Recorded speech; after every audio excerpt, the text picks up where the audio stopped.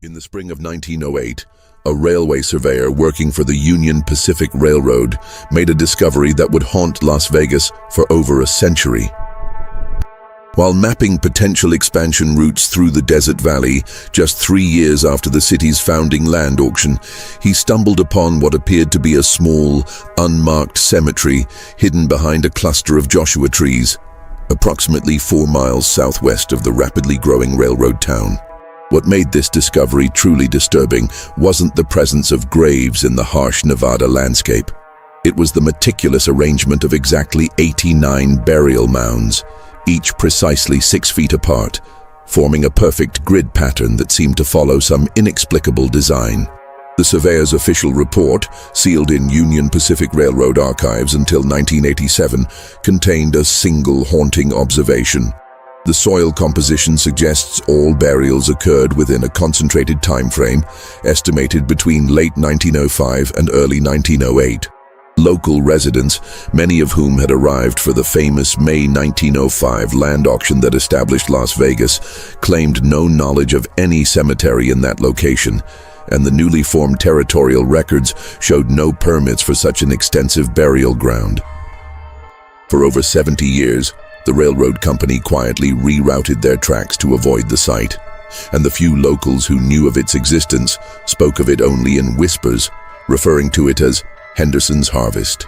What you're about to hear is the true story behind those 89 graves, a tale that began with the American dream of land ownership in a booming frontier town and ended with the most systematic killing spree in Nevada Territory's history. Before we continue with the story of the Henderson family and their dark secret, this channel isn't for everyone, only for the bravest souls who dare to uncover the mysteries that others fear to tell. If you're one of those rare individuals who seeks the truth behind America's darkest secrets, hit that subscribe button and let me know in the comments what state or city you're listening from. We're building a community of true mystery seekers, and your story might be next.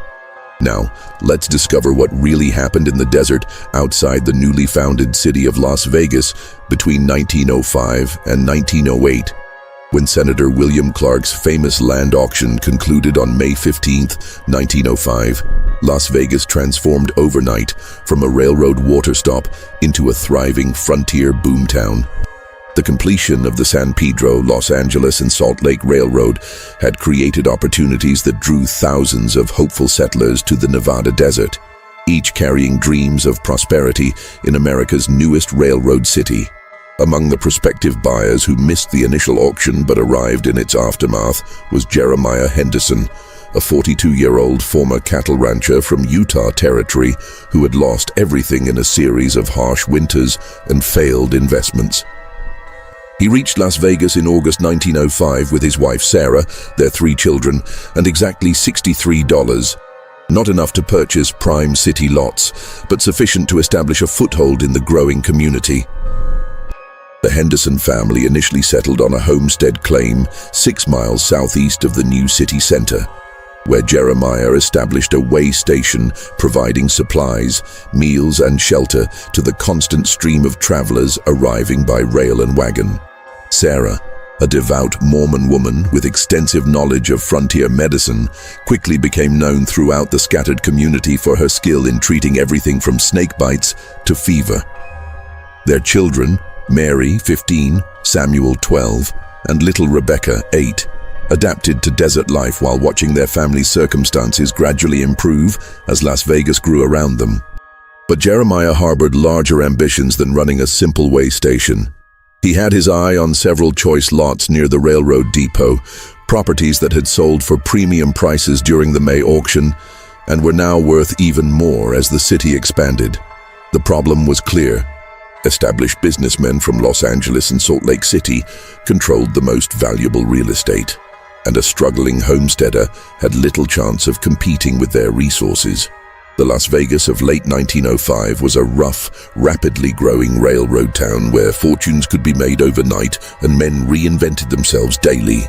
The population swelled from the original auction buyers to include railroad workers, merchants, prospectors heading to the nearby mining districts, and the inevitable collection of gamblers, confidence men, and others seeking opportunities in a place where few questions were asked about a man's past. This influx of transient population created both opportunities and challenges for families like the Hendersons. The constant stream of travelers provided customers for their way station, but it also brought dangerous men carrying significant amounts of money through a region where law enforcement was sparse and territorial authority remained largely theoretical. Jeremiah understood that success in this environment required more than hard work and honest dealing. It required the kind of bold opportunism that had built many frontier fortunes, and he was prepared to embrace methods that might have seemed unthinkable in the settled communities he had left behind. The transformation of Jeremiah Henderson from struggling homesteader to something far more sinister began on a sweltering September morning in 1905, when a man calling himself Thomas Edwards arrived at their way station with an unusual request and a story that immediately aroused Jeremiah's interest. Edwards claimed to be a former railroad supervisor fleeing embezzlement charges in California. He carried a substantial roll of bills, quality gear, and the nervous demeanor of a man who understood that his freedom depended on his ability to disappear completely. More importantly, he had heard rumors that certain isolated homesteads in Nevada Territory provided services beyond simple food and shelter for travelers with particular needs.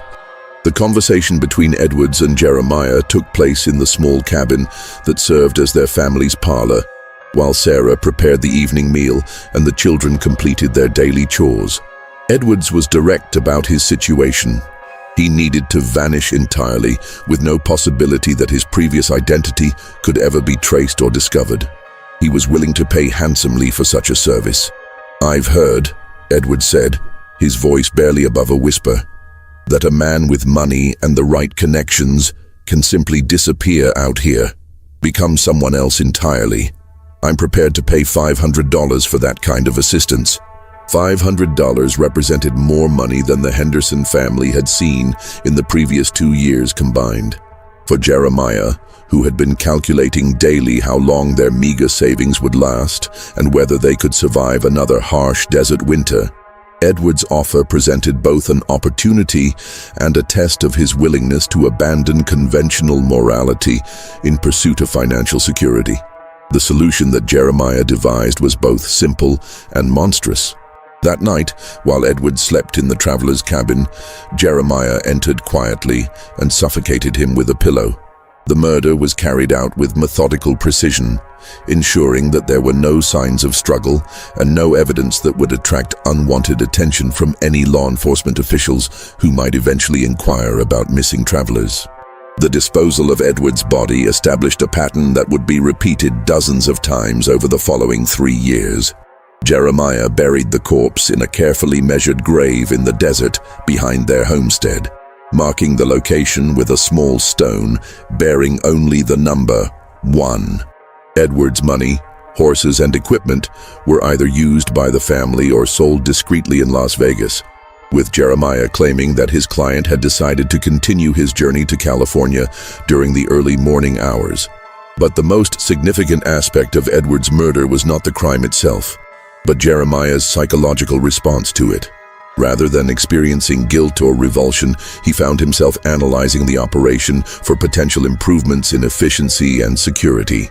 He had discovered that he possessed both the emotional detachment and the practical skills necessary to solve his family's financial problems through systematic murder. The success of the Edwards operation convinced Jeremiah that he had found his calling.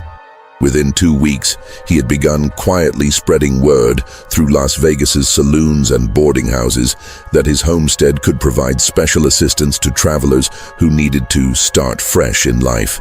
He was careful to target only men who were already fugitives from the law, reasoning that their disappearances would be less likely to attract investigation. Samuel Henderson, who had always been an observant child, began to notice changes in his father's behavior and their family's circumstances that he couldn't fully understand, but found deeply troubling. The boy had seen Edwards arrive at their homestead, had shared meals with him, and had even helped him care for his horses. When his father explained that Edwards had departed before dawn, Samuel's questions about the man's abandoned possessions were dismissed with harsh warnings about the importance of minding his own business. As autumn arrived in the Nevada desert in 1905, the Henderson family's circumstances began to change in ways that reflected both the growth of Las Vegas as a boomtown and Jeremiah's increasing sophistication as a predator. The completion of the railroad connection had brought unprecedented prosperity to the region, and the Henderson way station benefited from the constant stream of travelers, railroad workers, and entrepreneurs passing through the area. But beneath the surface of this apparent legitimate success, Jeremiah had begun to systematically develop what he privately called his disappearing service. The murder of Thomas Edwards had been followed by 3 more carefully planned killings before the end of 1905, each targeting men who had approached him seeking assistance in escaping their criminal pasts. Jeremiah's victims during this period included a former cavalry deserter carrying stolen army payroll money, a confidence man fleeing fraud charges in Colorado, and a cattle rustler wanted for murder in Arizona territory. Each man had been drawn to the Henderson homestead by carefully planted rumors about a place where desperate men could find help in starting new lives with new identities. The selection process was methodical and cruel. Jeremiah would engage potential clients in detailed conversations about their circumstances, evaluating both their financial resources and the likelihood that their disappearances would attract law enforcement attention. Men with substantial money but few personal connections were ideal targets, while those with family members or business partners who might investigate their disappearances were politely turned away. Sarah Henderson's role in these crimes was complex and tragic. While she was not initially aware of her husband's activities, she had begun to notice inconsistencies in his explanations for their improved financial circumstances and the regular appearance and disappearance of travelers at their homestead. Her suspicions were aroused further by changes in Jeremiah's personality and behavior that seemed to reflect a growing callousness toward human life. The breaking point came in December 1905. When Sarah discovered her husband's journal hidden beneath a loose floorboard in their bedroom. The leather-bound book contained detailed records of 7 murders, including descriptions of the victims, estimates of their financial resources, and precise locations of their burial sites. Most chilling of all were Jeremiah's clinical observations about improving his methods and expanding his operation. The confrontation between Sarah and Jeremiah that followed this discovery revealed the full extent of his moral corruption and his plans for their family's future. Rather than expressing remorse or agreeing to stop the killings, Jeremiah explained his actions with the cold logic of a businessman pursuing a profitable enterprise. "These men are already dead," he told his wife, his voice calm and matter-of-fact. "They've committed crimes that have put them beyond redemption, and they can never return to the lives they had before. What I'm offering them is peace, permanent peace. And what they're offering me is the means to secure our family's future in this new city." Jeremiah's vision extended far beyond simply accumulating money through murder. He had been studying Las Vegas's rapid growth and had identified specific properties near the railroad depot that he believed would make his family wealthy as the city continued to expand. His calculations indicated that he would need to complete approximately 89 successful operations to generate sufficient funds to purchase these properties and establish himself as a legitimate businessman. Sarah's response to these revelations was shaped by both horror at her husband's crimes and terror for her family's safety. She understood that Jeremiah had become something monstrous, but she also understood that any attempt to expose him would likely result in her own death and the destruction of her children. The knowledge that she was married to a serial killer was almost unbearable, but the knowledge that she was now complicit in his crimes was even worse. The psychological pressure on the Henderson family intensified dramatically as Jeremiah's operation expanded throughout 1906. Samuel had begun keeping his own careful count of the men who visited their homestead and never departed, while Sarah struggled with the moral implications of preparing meals and providing comfort to men she knew were going to be murdered. Young Mary and Rebecca remained largely unaware of the true nature of their family's circumstances, but they had begun to notice the tension between their parents and Samuel's increasingly withdrawn behavior. Their innocent questions about these changes added another layer of stress to an already impossible situation. As 1906 progressed, Jeremiah's victims came to include an increasingly diverse range of criminals and fugitives drawn by his growing reputation throughout the Southwest. Railroad workers spread word of the Henderson Homestead through their networks, and wanted men began arriving from as far away as Texas and California, seeking the special services that Jeremiah provided. Each successful operation made Jeremiah more confident and more ambitious. He began charging higher fees, targeting wealthier victims, and planning for the eventual expansion of his enterprise beyond Nevada territory. Most significantly, he began to view his family members not as loved ones to be protected, but as potential liabilities to be managed in service of his larger goals. By the beginning of 1907, Las Vegas had evolved from a tent city into an established railroad town with over 1,500 permanent residents, legitimate businesses, and the first elements of formal law enforcement. This growth brought new opportunities for legitimate entrepreneurs, but it also created new challenges for men like Jeremiah Henderson, who depended on the lawless atmosphere of a frontier community for their criminal enterprises. The establishment of a town marshal's office in early 1907 represented the first serious threat to Jeremiah's operation since he had begun killing travelers 18 months earlier. Marshal William Bill Thompson was a former railroad detective who had been hired specifically to address the growing problems of crime and violence that accompanied Las Vegas's rapid expansion. Thompson's arrival coincided with an increase in inquiries about missing persons that had begun to concern territorial authorities in Carson City. Representatives from railroad companies, mining operations, and law enforcement agencies in other territories had begun asking questions about men who had disappeared while traveling through the Las Vegas area. While none of these inquiries had yet focused specifically on the Henderson homestead, Jeremiah understood that his activities were beginning to attract the kind of attention that could prove fatal to his operation. The solution that Jeremiah devised was both audacious and terrifying in its implications. Rather than reducing his activities or exercising greater caution, he decided to accelerate his timeline and complete his planned 89 murders before law enforcement agencies could coordinate their investigations effectively. This decision required him to abandon his previous careful selection process and begin actively hunting for victims rather than waiting for them to seek his services. The winter and spring of 1907 marked the deadliest period of the Henderson killing spree.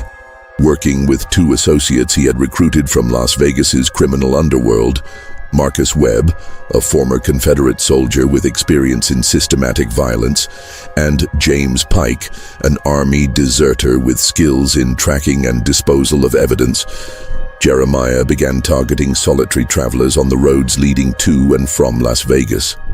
This expansion of operations required new methods and greater risks.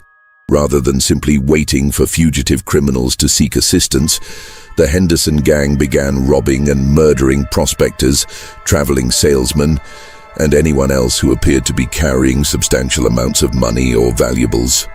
The careful screening process that had previously protected them from unwanted attention was abandoned in favor of rapid accumulation of the funds needed to complete Jeremiah's land acquisition plan. The psychological impact of this escalation on the Henderson family was devastating. Sarah had been documenting her husband's crimes in her own secret journal, partly as evidence for potential future use and partly as a way of maintaining some sense of control over the nightmare her life had become. By the summer of 1907, her records indicated that Jeremiah had murdered over 60 men, and she understood that his accelerating timeline meant that many more would die before he completed his plan. Samuel Henderson, now 13 years old, had begun experiencing severe psychological distress as a result of his knowledge of his father's activities. The boy had located the burial ground behind their homestead and had seen enough to understand the full scope of Jeremiah's crimes. The weight of this knowledge was crushing for a child who loved his father, but could no longer deny that the man had become a monster. The situation became even more complex when Samuel realized that his father was planning to murder him and his mother once the operation was complete. Jeremiah had become increasingly paranoid about potential witnesses, and he had begun making comments that suggested he viewed his own family members as liabilities that would need to be eliminated to ensure his safety. The crisis reached its peak in the late summer of 1907, when Marshall Thompson began conducting a systematic investigation of missing persons reports that had accumulated over the previous 2 years. Thompson was an experienced investigator who understood that the pattern of disappearances in the Las Vegas area was too consistent to be coincidental, and he had begun developing a list of potential suspects and locations that warranted closer examination. The Henderson Homestead appeared on Thompson's list because of reports from several travelers who had mentioned stopping there for supplies and shelter. While none of these reports were suspicious in themselves, the marshal's methodical approach to the investigation meant that he would eventually visit the Henderson property as part of his comprehensive review of potential crime scenes. Jeremiah's response to the news of Thompson's investigation revealed both his resourcefulness and his complete moral corruption. Rather than fleeing or attempting to hide evidence of his crimes, he began planning the marshal's murder, reasoning that eliminating the investigator would buy him sufficient time to complete his operation and escape to California with his accumulated wealth. The plan to murder Marshall Thompson required careful coordination with Webb and Pike, who had been promised substantial payments for their assistance in completing the final phase of Jeremiah's scheme.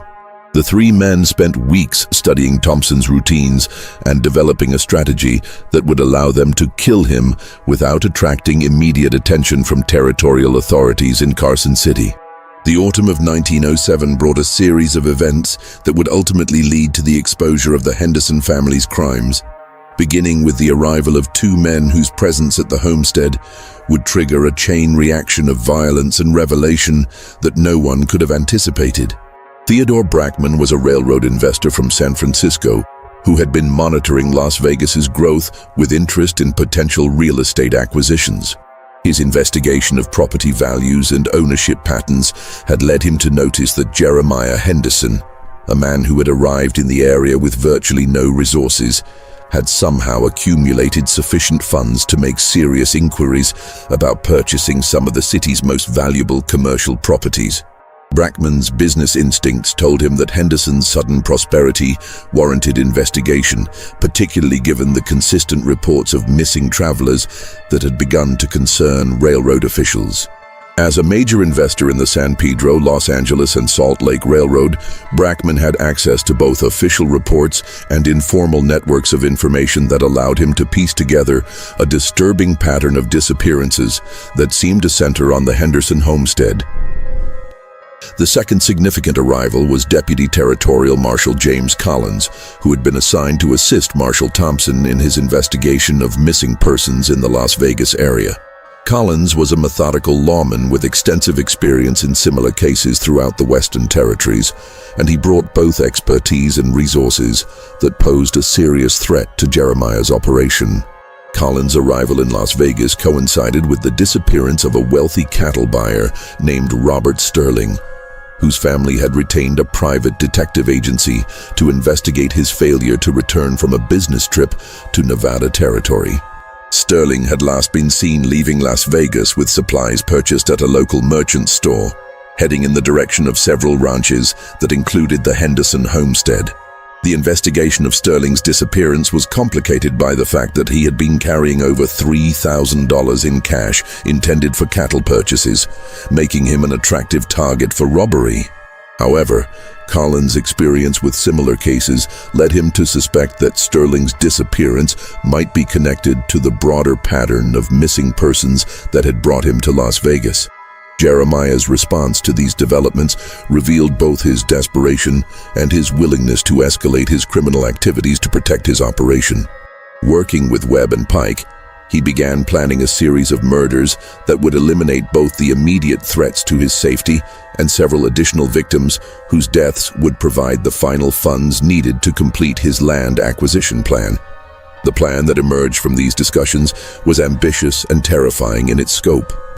Jeremiah proposed to murder Collins, Brackman, Marshall Thompson, and several other potential witnesses in a coordinated series of killings that would be disguised as random acts of frontier violence. The murders would be timed to coincide with his acquisition of the targeted properties, after which he would flee to California with Sarah and the children, leaving Webb and Pike to face any subsequent investigation. Sarah Henderson's discovery of this plan marked the final breaking point in her psychological ability to remain silent about her husband's crimes. The prospect of witnessing the murder of law enforcement officers and innocent businessmen was more than she could bear, particularly when she understood that Jeremiah's ultimate plan involved killing her and Samuel to eliminate potential witnesses. The confrontation between Sarah and Jeremiah that followed her discovery of his latest plans was violent and revealing. For the first time in their marriage, Sarah directly challenged her husband's authority and threatened to expose his crimes if he proceeded with his planned murders. Jeremiah's response was to threaten her life and the lives of their children, making it clear that he now viewed his own family as obstacles to be eliminated rather than loved ones to be protected. Samuel Henderson's decision to take action was motivated not by abstract moral principles, but by the immediate understanding that his father was planning to murder him, his mother, and his sisters. The boy had been considering various options for exposing Jeremiah's crimes for months, but the knowledge that his family faced imminent death forced him to act despite the personal consequences. The plan that Samuel developed was both simple and dangerous. He would wait for an opportunity when Jeremiah, Webb, and Pike were away from the homestead, then ride to Las Vegas and report everything to Marshall Thompson and Deputy Collins. He would provide the location of the burial ground, copies of the journals kept by both his father and mother, and detailed testimony about the murders he had witnessed. The night that Samuel chose for his mission was the same night that Jeremiah planned to begin his final series of murders. The boy watched from his bedroom window as his father and his associates prepared to leave the homestead, carrying weapons and equipment that made their violent intentions clear. Samuel waited until the three men had been gone for 2 hours before making his move. He saddled his horse in darkness and began the dangerous night ride to Las Vegas, carrying with him evidence that would expose one of the most systematic killing sprees in American frontier history. The ride to town took 4 hours through difficult desert terrain, and Samuel spent that time rehearsing the words that would destroy his family and save countless future victims. He understood that his testimony would result in his father's execution, but he also understood that silence would result in the deaths of many more innocent people, including his own mother and sisters. Just when we thought we'd seen it all, the horror in the Henderson family's story intensifies. If this tale is giving you chills, share this video with a friend who loves dark mysteries, hit that like button to support our content, and don't forget to subscribe to never miss stories like this. The truth behind those 89 graves is more disturbing than anyone could have imagined. Let's discover together what happens when a 13-year-old boy makes the most difficult decision of his life to stop his father's reign of terror.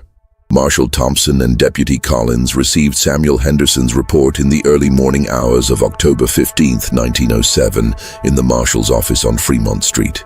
The boy's story was so horrific that both lawmen initially struggled to believe it. But the evidence he provided, including detailed journals documenting over 70 murders, was compelling and specific enough to demand immediate action. Samuel's testimony included precise directions to the burial ground, descriptions of his father's methods, and most importantly, information about Jeremiah's immediate plans to murder law enforcement officers and other potential witnesses. The urgency of this intelligence meant that Thompson and Collins had to act quickly before Jeremiah could complete his planned killings and escape to California. The Marshal's immediate response was to organize a search party consisting of himself, Collins, 3 deputized railroad men, and Theodore Brackman, who had requested permission to participate as a representative of civilian authorities concerned about the safety of travelers in the area.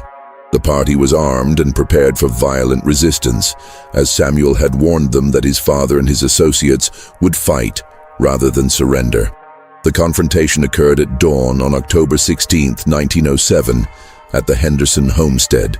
The search party arrived expecting to find the family sleeping, but instead discovered a scene of chaos and preparation for flight that confirmed Samuel's warnings about his father's intentions. Sarah Henderson was found in the kitchen, bound and gagged, but alive. She had been beaten and threatened during the night, but Jeremiah had not yet carried out his plan to kill her. The younger children, Mary and Rebecca, were discovered hiding in the root cellar, traumatized but unharmed. The gun battle with Jeremiah, Webb and Pike took place at the burial ground, where the three men had been attempting to destroy evidence of their crimes by relocating some of the bodies. The fight was brief but intense, resulting in the deaths of Webb and Pike and the serious wounding of Jeremiah Henderson. As the smoke cleared and the surviving members of the search party surveyed the scene, the full scope of the Henderson murders began to emerge. The burial ground contained exactly 87 bodies, each buried according to the precise measurements that Jeremiah had recorded in his journal. The victims' identities would later be established through a combination of missing person reports, personal effects found at the crime scenes, and the detailed records kept by both Jeremiah and Sarah. Jeremiah's capture marked the end of what territorial authorities would later classify as the most systematic and prolonged murder spree in Nevada's history. But it also marked the beginning of a legal and social controversy that would continue for years as the community struggled to understand how an ordinary frontier family had become involved in such monstrous crimes. The immediate aftermath of the gun battle was chaotic and emotionally devastating for all involved. Samuel Henderson, who had ridden back to the homestead with the search party, was forced to watch as his wounded father was taken into custody, while his mother and sisters were placed under protective care pending the investigation. Jeremiah's first words after his capture were not expressions of remorse or explanations of his motives, but calculations about the money he had accumulated and complaints that his plan had been incomplete.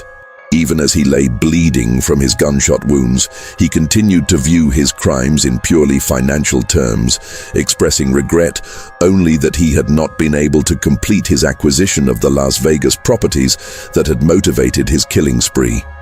The excavation of the burial ground, which took place over the following 2 weeks, revealed evidence of planning and organization that shocked even experienced law enforcement officers. Each grave had been precisely measured and marked, and the bodies had been buried with methodical care that suggested Jeremiah had viewed his murders not as crimes of passion or desperation, but as routine business operations. The discovery of personal effects, money and jewelry buried with the victims provided crucial evidence for the prosecution case that would follow. More importantly, it allowed territorial authorities to begin the process of identifying the dead and notifying their families, bringing closure to dozens of missing person cases that had remained unsolved for years. The trial of Jeremiah Henderson, which took place in Carson City during the spring of 1908, became one of the most closely watched legal proceedings in Nevada Territory's history. Newspaper reporters from across the western United States traveled to cover the case, and the courtroom was packed daily with spectators eager to hear details of what the press had dubbed the Henderson Horror. The prosecution's case was built primarily on the testimony of Samuel Henderson, the evidence contained in the journals kept by both Jeremiah and Sarah, and the physical evidence recovered from the burial ground. The systematic nature of the crimes, combined with the detailed documentation of the murders, made conviction virtually certain despite the efforts of Jeremiah's court-appointed defense attorney. Jeremiah's behavior during the trial revealed the complete absence of remorse or human feeling that had characterized his crimes. He showed no emotion when confronted with evidence of his murders, no sympathy for the families of his victims, and no recognition that his actions had been morally wrong. When given the opportunity to address the court before sentencing, he used the time to complain about the interruption of his business plans rather than to express any regret for the lives he had taken. The most dramatic moment of the trial came when Samuel Henderson testified about his father's crimes and his own decision to expose them.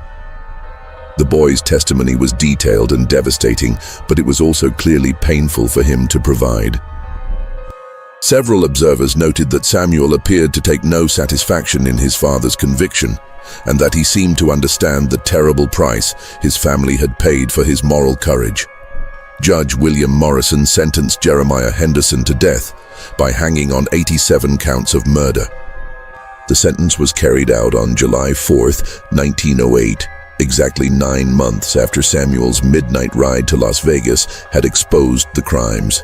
Jeremiah's final statement was brief and unrepentant. "I did what I had to do to provide for my family's future.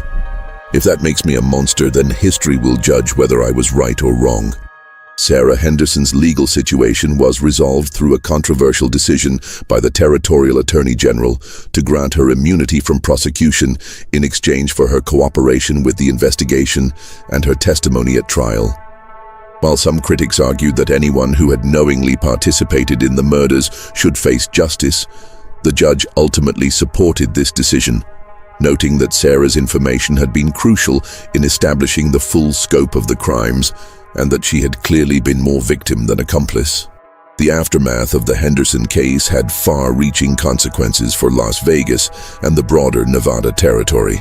The publicity surrounding the murders had damaged the region's reputation as a safe destination for travelers and investors, and local business leaders were deeply concerned about the long-term economic impact of the negative attention. Theodore Brackman, who had played a crucial role in exposing the crimes, eventually did purchase some of the land that had been the object of Jeremiah's obsession. However, he chose not to develop it immediately, instead allowing several years to pass before establishing the trading post and warehouse facilities that he had originally planned.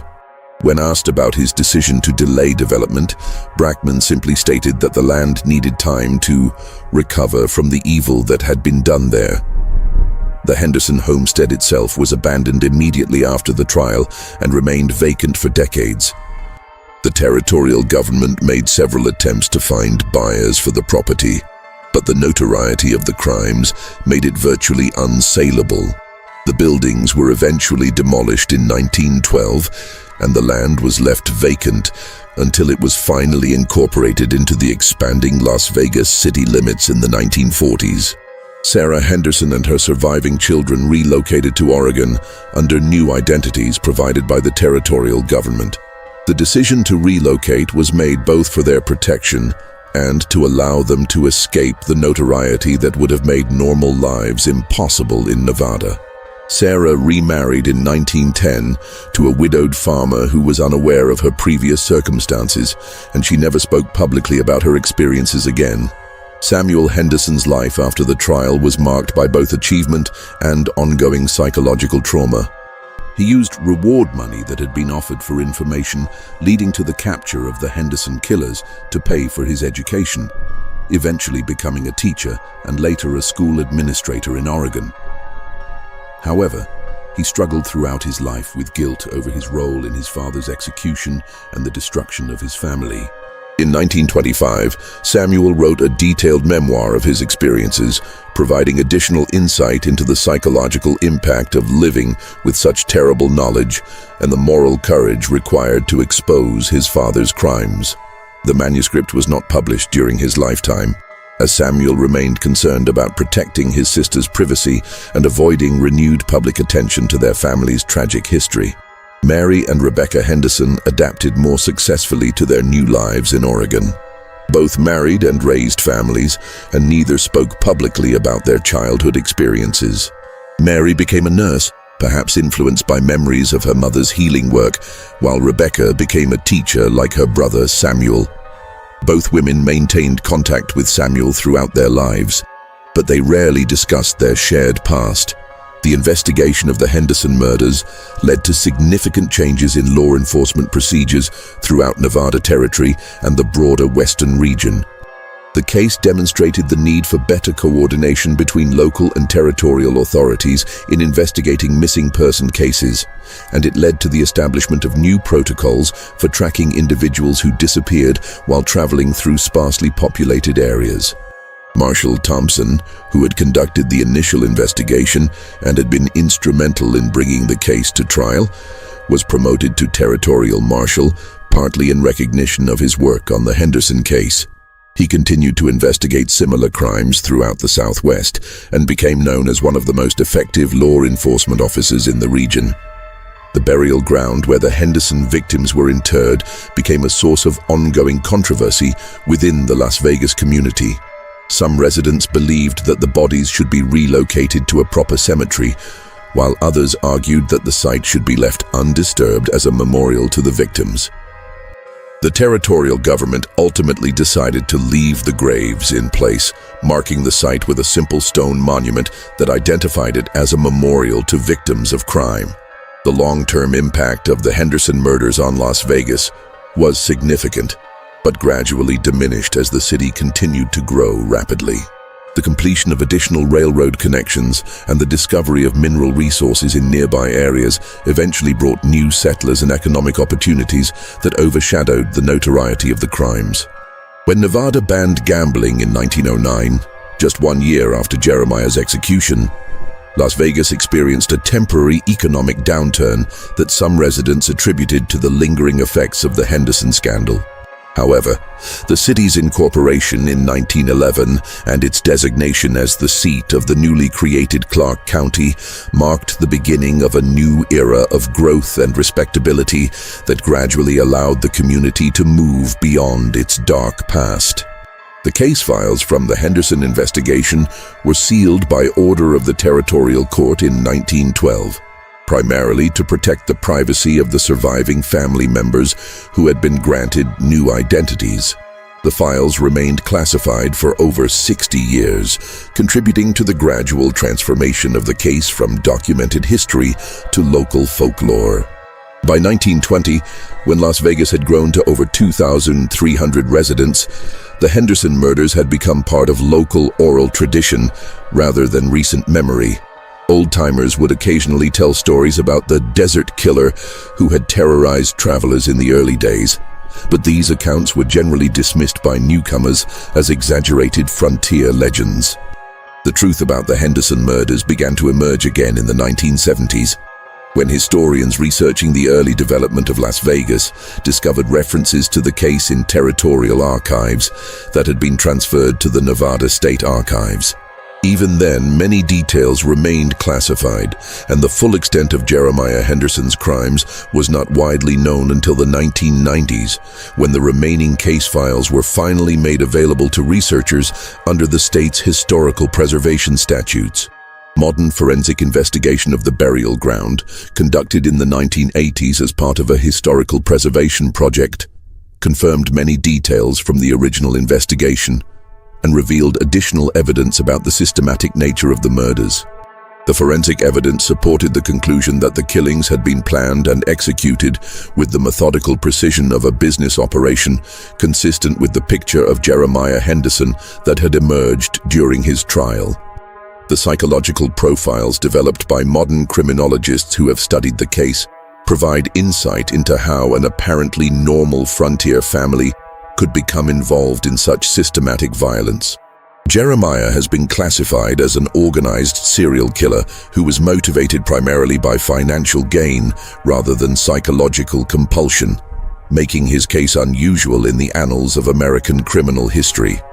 The Henderson case has been studied extensively by historians and criminologists as an example of how the social and economic pressures of frontier life could drive ordinary people to extraordinary acts of violence.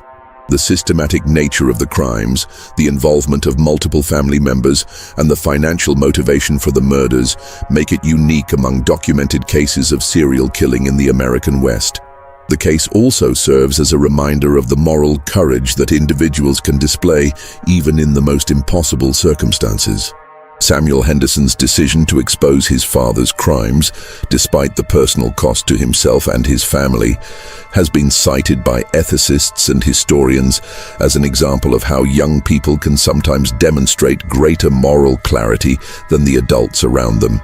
The impact on the surviving family members has been the subject of academic study, particularly the long-term psychological effects on children who witness systematic violence within their own families. The adaptation of Mary and Rebecca Henderson to normal lives after their traumatic childhood experiences has provided insights into the resilience of human beings in recovering from severe trauma. The Henderson murders also highlight the challenges faced by law enforcement in the sparsely populated territories of the American West during the early 20th century. The isolation of frontier communities made it possible for criminals to operate for extended periods without detection, and the limited resources available to territorial authorities made thorough investigations difficult even when crimes were reported. Today, the site of the Henderson Homestead is part of a suburban development south of Las Vegas, near what is now the Henderson city limits. A community that was named not for the infamous family, but for Charles Henderson, a later political figure who had no connection to the murders. The burial ground has been preserved as a small memorial park, with a monument that acknowledges the victims without providing details about their deaths. The memorial bears a carefully worded inscription that reflects the community's desire to honor the victims while avoiding sensationalism. In memory of those who sought new beginnings in the Nevada desert and found only peace. May their souls rest in justice. The park includes interpretive displays that provide historical context about the growth of Las Vegas and the challenges of frontier law enforcement, while maintaining appropriate respect for both the victims and the surviving descendants of all families involved. The descendants of the Henderson family have largely remained private about their connection to the case. However, in 1998, one of Rebecca Henderson's granddaughters provided a brief interview to a University of Nevada researcher, offering insight into how the family legacy had affected subsequent generations. "The story was never hidden from us," she explained, "but it was never sensationalized either. We were taught that terrible things had happened, but that our family had also shown courage in stopping them. Samuel was always spoken of as a hero within our family, someone who had done the right thing despite the enormous personal cost. We learned that good people can sometimes find themselves in impossible situations, and that moral courage is often the only way out." This perspective reflects the complex legacy of the Henderson case, a story of horrific crimes but also of moral courage and the ultimate triumph of justice over evil. The case demonstrates that even in the darkest circumstances, individuals can choose to do what is right, regardless of the personal consequences. The Henderson murders remain one of the most thoroughly documented cases of serial killing in American frontier history. The survival of detailed journals, witness testimony, and physical evidence has allowed historians and criminologists to study the case in unprecedented detail, providing insights into the psychology of violence and the social conditions that can contribute to such crimes. The case also demonstrates the importance of community vigilance and effective law enforcement in preventing and stopping violent crime. The eventual exposure of Jeremiah Henderson's crimes came about through the combined efforts of suspicious community members, persistent law enforcement officers, and a family member who chose moral courage over personal safety. Modern Las Vegas, with its millions of annual visitors and world-renowned entertainment industry, bears little resemblance to the rough frontier railroad town where the Henderson murders took place. However, the case remains relevant to contemporary discussions about family violence, moral responsibility, and the factors that can lead ordinary people to commit extraordinary crimes. The transformation of Las Vegas from a frontier settlement where such crimes could remain hidden for years into a modern city with sophisticated law enforcement and security systems reflects the broader evolution of American society during the 20th century. The Henderson case serves as a reminder of how far we have come, while also illustrating the eternal human capacity for both evil and heroism.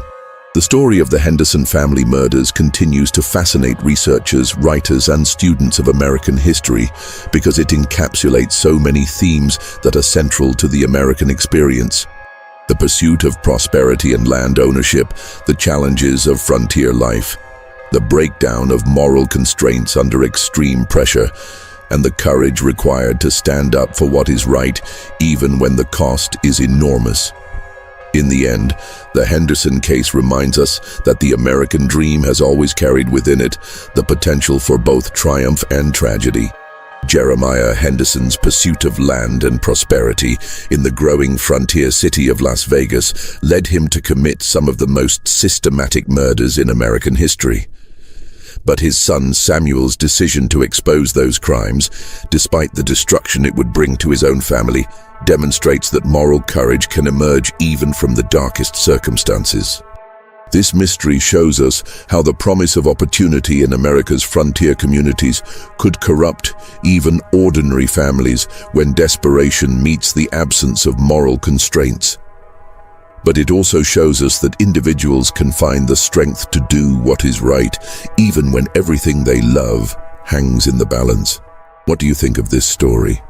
Could you have found the courage to do what Samuel Henderson did, knowing it would destroy your family but save countless innocent lives? Do you believe that the American dream itself creates pressures that can lead people to abandon their moral principles? Leave your comment below and share your thoughts about the choices made by each member of the Henderson family. If you enjoyed this tale of greed, murder, and moral courage in the early American West, subscribe to our channel, hit the notification bell, and share this video with someone who loves dark mysteries. There are more secrets buried in America's past. Stories of ordinary families who faced extraordinary choices in the pursuit of the American dream and the consequences that followed. We're here to uncover them all, one haunting tale at a time.